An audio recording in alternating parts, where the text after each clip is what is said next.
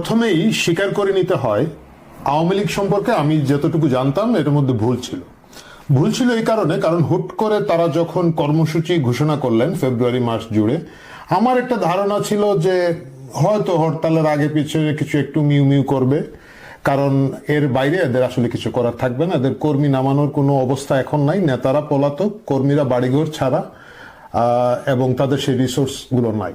সেক্ষেত্রে এই যে তাদের প্রথম দিকে কিছু কর্মসূচি ছিল, লিফলেট বিতরণ করবে, এই ধরনের ভিজুয়াল প্রোগ্রামে আওয়ামী লীগ যেতে পারবে না, আমার ধারণাকে সম্পূর্ণ ভুল প্রমাণ করে। এবং আমি নিশ্চিত আমার মতো যারা দর্শক আছেন তাদের অনেকেরই ধারণাকে ভুল প্রমাণিত করে আওয়ামী লীগ বিপুল বিক্রমে তার কর্মসূচি করেছে। মানে এই পরিস্থিতিতে এই আবহাওয়ায় যতটুকু করা সম্ভব, আমি ব্যক্তিগতভাবে একজন রাজনৈতিক পর্যবেক্ষক হিসেবে মনে করি যে যতটুকু করা সম্ভব তার কয়েক গুণ বেশি তারা করেছে। যেসব দর্শক আসলে এই খবরগুলো হয়তো পাচ্ছেন না, কারণ মিডিয়াতে আওয়ামী লীগের খবর প্রচার করার ব্যাপারে এক ধরনের অলিখিত নিষেধাজ্ঞা আছে, অলিখিত না, বেশ বড় আকারে নিষেধাজ্ঞা আছে।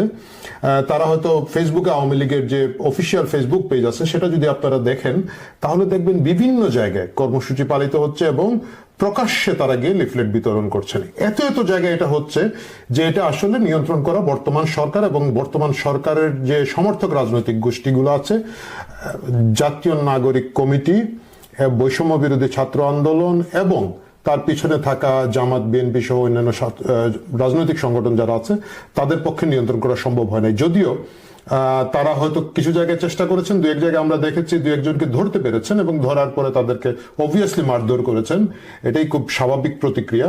কিন্তু তারপরেও বিভিন্ন জায়গায় যে হারে এই লিফলেট বিতরণটা হচ্ছে, এটা আমার কাছে মনে হয়েছে আওয়ামী লীগ একটা বেশ শক্তিশালী অবস্থান তারা জারি করেছেন, কারণ তাদের রাস্তায় তাদের কর্মীকে নামানোর প্রথম ধাক্কাটা তারা নিতে পেরেছেন এবং কিছু জায়গায় তারা গ্রেফতার হওয়া সত্ত্বেও তাদের এই কর্মসূচিটা থেমে নাই।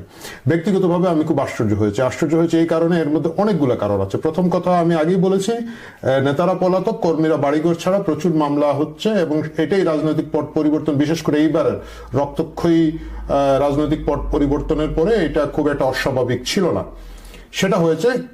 এবং 6 মাস কেন, আমার একটা ধারণা ছিল 1 বছরই আওয়ামী লীগ শুধু ফেসবুকে কিছু নড়াচড়া করা ছাড়া এবং শেখ হাসিনার কিছু ভাষণ বিভিন্ন জায়গায় তারা অনলাইনে প্রচার করা ছাড়া খুব একটা আহামরি পদক্ষেপ তারা নিতে পারবে না।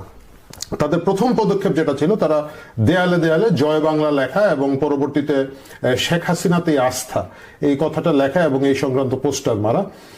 এইটাকেও আমি ধরে নিলাম যে সম্ভবপর একটা কর্মসূচি। কেন সম্ভবপর কর্মসূচি? আপনি গভীর রাতে গিয়ে যে কোনো জায়গায় লিখে ফেলতে পারবেন বা আপনি খুব দ্রুত কিছু পোস্টার সাটিয়ে সরে যেতে পারবেন।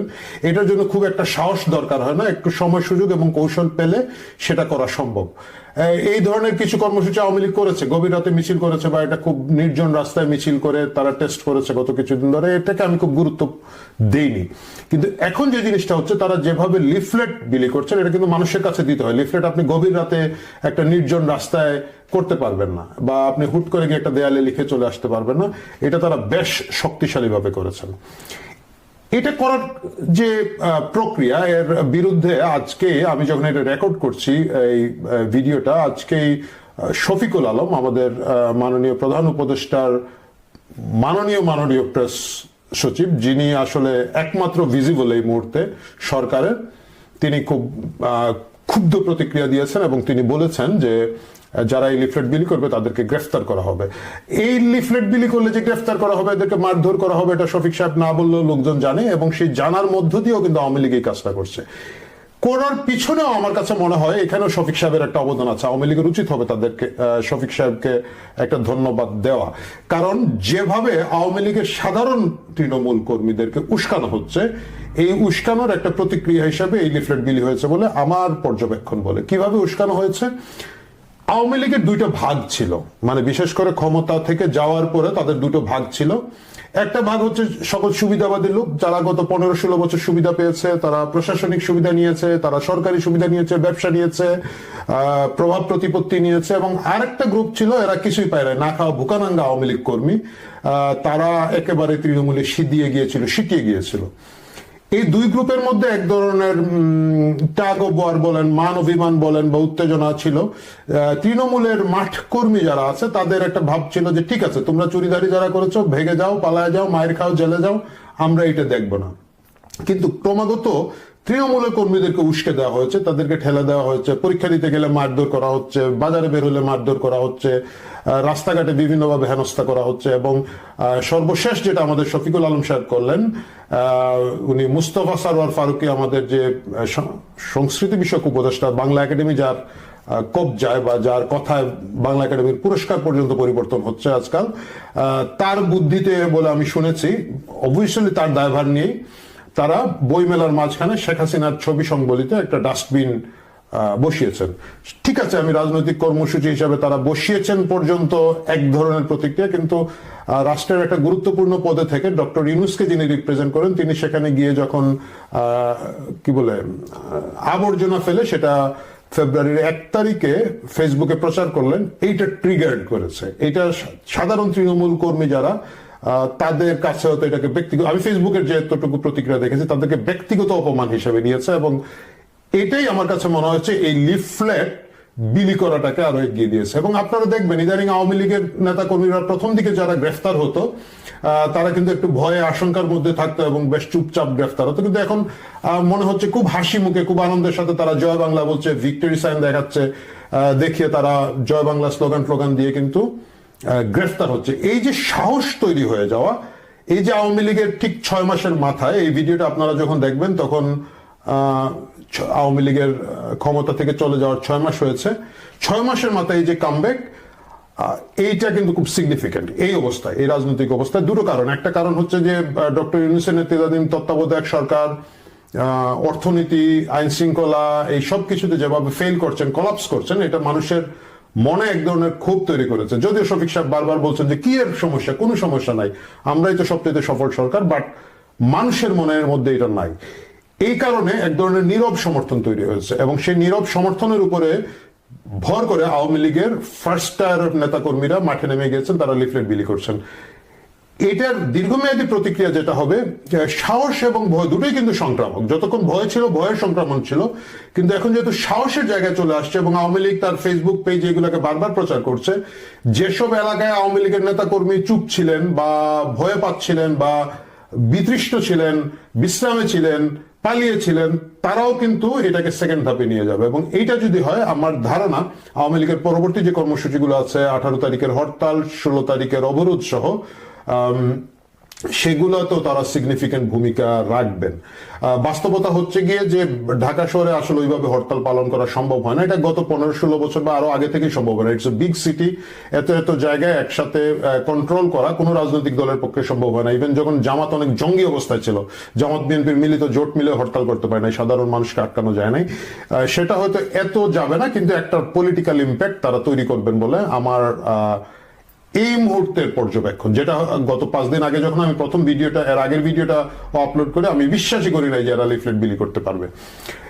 এই সিগনিফিকেন্ট জায়গায় যদি শফিকুল আলম এবং তার মতো যারা আছেন তারা যদি ক্রমাগত উস্কাতে থাকেন, আমার কাছে মনে হয় সামনে আরো সংঘাত বাড়তে পারে, এবং সেটা খুব দুঃখজনক একটা ঘটনা হবে। কারণ সংঘাত বাড়ার বিভিন্ন কারণ আছে। আমি দেখলাম যে যেভাবে নিয়ন্ত্রণ চলছে, এই যে বললাম আওয়ামী লীগের খবর তো পত্রিকায় দেওয়া যাচ্ছে না, কিন্তু আওয়ামী লীগ নিষিদ্ধ সংগঠন নয়, তো তাকে আপনি নিষিদ্ধ করবেন না, কিন্তু তাকে দিতে পারবেন না, তার লিফলেট দিলে বিলি করবেন, এবং একটা অফিসিয়াল যুদ্ধ ঘোষণা করা হচ্ছে সরকারের পক্ষ থেকে, হুইচ আমার কাছে মনে হয় যে তাদের জায়গা থেকে, সরকারের জায়গা থেকে তারা ঠিক আছেন। কারণ হচ্ছে তারা তো আওয়ামী লীগকে পরাজিত করে এই ক্ষমতায় এসেছেন, সো তারা তাদের যে বক্তব্য দিচ্ছেন এটা খুব ঠিক আছে, কিন্তু তারা যেভাবে উস্কানি দিচ্ছেন এটা অনেকটা হয়ে গেছে। আমাদের গ্রামে একটা কথা আছে, গ্রামের কথাটা হচ্ছে এরকম যে জানালা বন্ধ না করে বিড়াল তাড়াতে হয় না। কারণ হচ্ছে আপনি বিড়ালকে যখন কর্নার করে ফেলবেন এবং ঘরের কোথাও যাওয়ার থাকবে না, বিড়াল আক্রমণ করে ফেলবে। এখন আওয়ামী লীগের অবস্থা হয়ে গেছে সেই কোন ঠাসা অবস্থায় থাকা আতঙ্কিত বিড়ালের মতো, সে পাল্টা খামচি দেওয়া শুরু করেছে, এবং এটা লিফলেট বিতরণের মাধ্যমে শুরু হয়েছে। দেখা যাক আগামীতে রাজনীতি আরো সংঘাতপূর্ণ হয় কিনা। বাংলাদেশের সাধারণ নাগরিক হিসেবে আমরা খুবই দুশ্চিন্তায় থাকবো। আমরা আশা করি না দেশের মধ্যে রাজনৈতিক সংঘাত ফিরে আসুক। কিন্তু যদি এই অবস্থা চলতে থাকে আমার মনে হয় না যে আশু সংঘর্ষ হওয়ার যে আশঙ্কা আমরা করছি সেটাকে খুব একটা অমূলক বলা যাবে। প্রিয় দর্শক, আজকে এই পর্যন্তই। আমি আপনি একসাথে মিলে দেখতে থাকবো আগামী রাজনৈতিক অবস্থা কোন দিকে যায়। আমরা দেখতে থাকবো আওয়ামী লীগের এই কর্মসূচি, ফেব্রুয়ারি ব্যাপী যে কর্মসূচিটা আছে তারা কোথায় যায়। আমরা দেখতে থাকবো আওয়ামী লীগকে ট্রিগার করার জন্য সরকারের পক্ষ থেকে ডক্টর ইউনূস এবং তার সৈনিকরা আরো কি কি ধরনের গরম গরম কথাবার্তা বলেন, গরম গরম আচরণ করতে থাকেন। কারণ এই মুহূর্তে সরকারের দিক থেকে আসলে এই ধরনের উত্তেজনা তৈরি করা এবং একটা শত্রু তৈরি করা ছাড়া উপায় নাই। সবকিছু এত কলাপস করেছে, এর থেকে দৃষ্টি সরিয়ে দেওয়ার জন্য তাদের একটা ঘুষি মারার মতো একটা কাকতাড়ুয়া দরকার। তারা আওয়ামী লীগকে টার্গেট করে সেটা করার চেষ্টা করছেন এবং আওয়ামী লীগ একটা পুরনো এবং বৃহৎ দল হিসাবে তারাও তাদের মতো করে যদি রিয়াক্ট করা শুরু করে, সবকিছু মিলিয়ে আগামীতে রাজনৈতিক অবস্থা আজকের থেকেও বেশি অশান্ত হবে, আজকের থেকেও বেশি অস্থিতিশীল হবে, সেই আশঙ্কা থাকলো। বাট আমরা সকলেই আশা করবো শান্তি আসবে এবং আমরা সকলেই এটা পর্যবেক্ষণ করতে থাকবো।